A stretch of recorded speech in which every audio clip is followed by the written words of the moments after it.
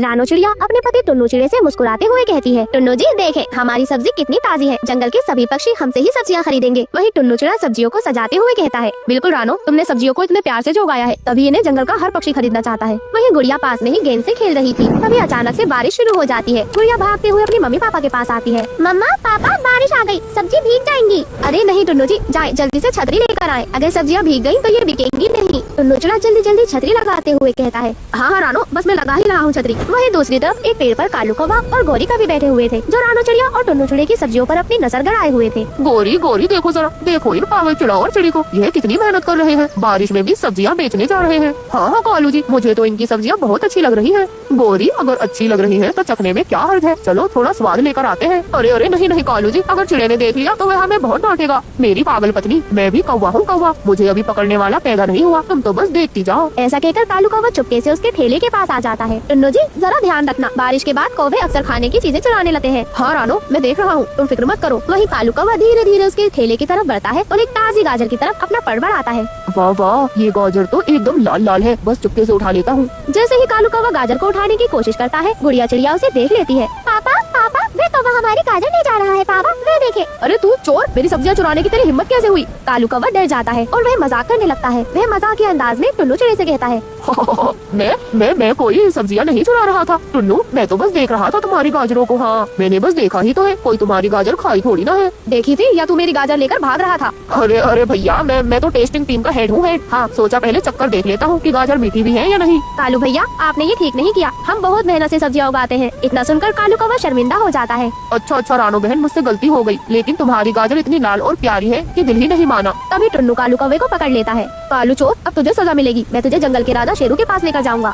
अरे अरे भैया, शेरू भैया को क्यों तकलीफ देना, मैं खुद ही माफी मांग लेता हूँ। तभी शेरू का नाम सुनकर गोरी कवि उनके पास आ जाती है और डरते हुए उनसे माफी मांगती है। रानो बहन, टुन्नू भैया छोड़ दो ना इन्हें, अब ये कभी चोरी नहीं करेंगे। तभी गुड़िया प्यार से कहती है, पापा पापा, आप इन्हें माफ कर दो, आप इन्हें छोड़ दो पापा। टुन्नू जी, अगर ये वादा करते हैं कि वह चोरी नहीं करेंगे तो आप इन्हें छोड़ दे। कालू कौवा अपने पंख जोड़ते हुए उनसे वादा करता है कि वह कभी भी चोरी नहीं करेगा। रानो बहन, मैं तुम्हारे आगे पंख जोड़कर माफी मांगता हूँ और मैं वादा करता हूँ कि मैं आपसे मेहनत करूंगा और तुम्हारी सब्जी की ओर देखूंगा भी नहीं। जब भी सब्जियाँ खाऊंगा तुमसे खरीद कर ही खाऊंगा। ऐसे ही टुन्नू चिड़ा कालू और गोरी को छोड़ देता है और कालू और गोरी टुन्नू चिड़े से सब्जियां खरीदते हैं। ये लो रानो बहन, अब तो हमने तुम्हारी सब्जियां खरीद ली, अब हम तुम्हारे ईमानदार ग्राहक बन गए हैं। हाँ भैया ठीक है, लेकिन अगली बार चोरी करने की कोशिश भी मत करना, वरना माफी नहीं मिलेगी।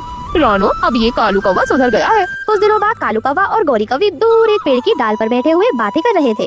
कालू जी, अब तो तुमने सब्जी चुराने की आदत छोड़ दी है ना?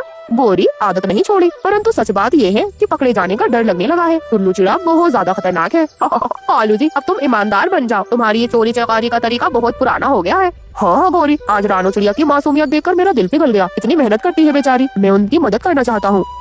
आप और मदद, आप क्या मदद करेंगे? हाँ भाई हाँ, मैं उनकी मदद करना चाहता हूँ, अब मैं उनकी सब्जियाँ बेचने में मदद करूंगा और तुम देख लेना गोरी, मैं जंगल का सबसे ईमानदार कौवा बनकर दिखाऊंगा। ऐसे ही कालू कौवा और गोरी कवि दोनों मिलकर जंगल के राजा के पास जाते हैं। कालू, गोरी, आज तुम्हारा आना कैसे हुआ?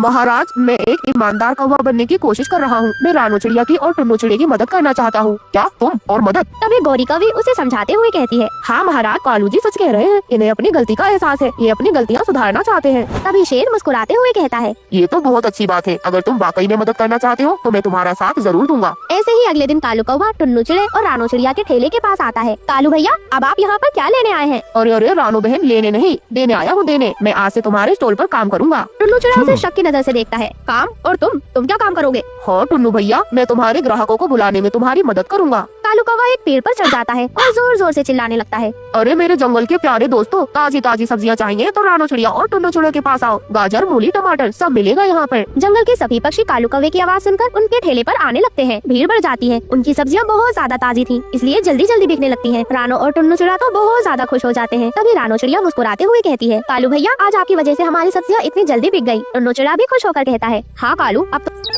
जंगल के एक कोने में रानो चिड़िया अपनी प्यारी बेटी गुड़िया चिड़िया के साथ रहती थी। उनका घर बहुत साधारण था, बस एक प्लास्टिक के तंबू से बना हुआ था, जिसे रानो चिड़िया ने खुद अपनी मेहनत से बनाया था। वह जंगल से छोटी छोटी टहनियाँ और सूखी घास लेकर आई थी और उन्हें पॉलीथीन के टुकड़े से जोड़कर अपने और अपनी बेटी के लिए एक छोटी सी जगह बनाई थी। गुड़िया अक्सर अपनी माँ से पूछती, माँ, हमारा घर इतना कमजोर क्यों है? बारिश हो या तेज हवा, हमारा तंबू हिलता रहता है, मुझे डर लगता है।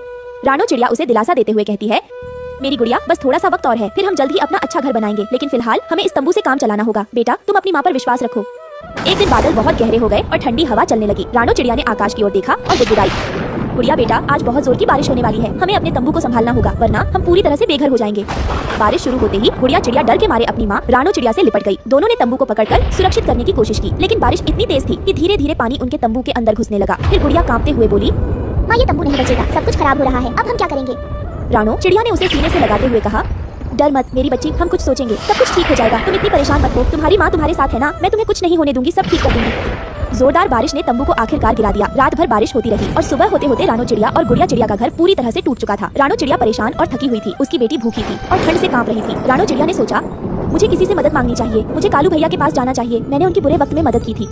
उसने कालू कौवे की ओर देखा जो पास के पेड़ पर बैठा था और आराम से अपने पंख फड़फड़ा रहा था। रानो चिड़िया ने हिम्मत जुटाई और कालू के पास गई। कालू भाई, क्या तुम हमारी थोड़ी मदद कर सकते हो? हमारे पास रहने की जगह नहीं बची है, तुम्हारे पास तो मजबूत घोंसला है, क्या हम उसमें थोड़ी देर के लिए रुक सकते हैं?